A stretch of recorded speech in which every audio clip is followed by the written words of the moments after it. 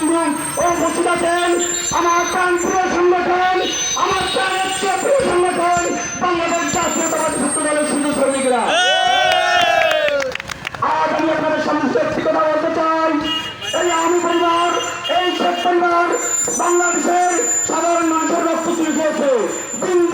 বিন্দু মাত্র রক্ত এরা ছাড় দেয় নাই। এরা মানুষের রক্তে হাত লাল করেছে, এরা মানুষের রক্ত পথে রেখেছে। এই ছাত্র আন্দোলনের তা আপনারা দেখেছেন।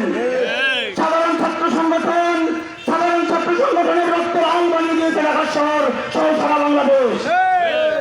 আজ আমরা ছাত্র সমাজ এবং ছাত্র দল এবং বাংলাদেশ জাতীয়তাবাদী ছাত্র দলের নেতৃত্বে সেই আন্দোলনে সফল হয়ে আজ আমরা আমাদের বাক স্বাধীনতা বলেন, আজ আমরা রাজপথে বলেন, স্বাধীন বাংলাদেশ বলেন, আজ আমরা এক জায়গায় দাঁড়িয়ে স্বাধীন বাংলাদেশের এক ভূখণ্ডে দাঁড়িয়ে কথা বলার মতন সুযোগ পেয়েছি।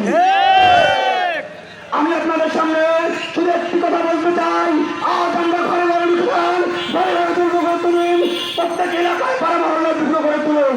কারণ এই আওয়ামী পরিবার, এই শেখ পরিবার, এই আওয়ামী লীগ, এই ছাত্রলীগ, এই কুলাঙ্গা ছাত্রলীগ, এরা সামাজিক সম্পদ, মসজিদ, মন্দির, স্কুল, প্রতিষ্ঠান ভাঙচুর করছে এবং সাধারণ মানুষের জানমালের কোনো নিরাপত্তা নাই, লুটতরাজ করছে, সবকিছু লুটে করে খাচ্ছে।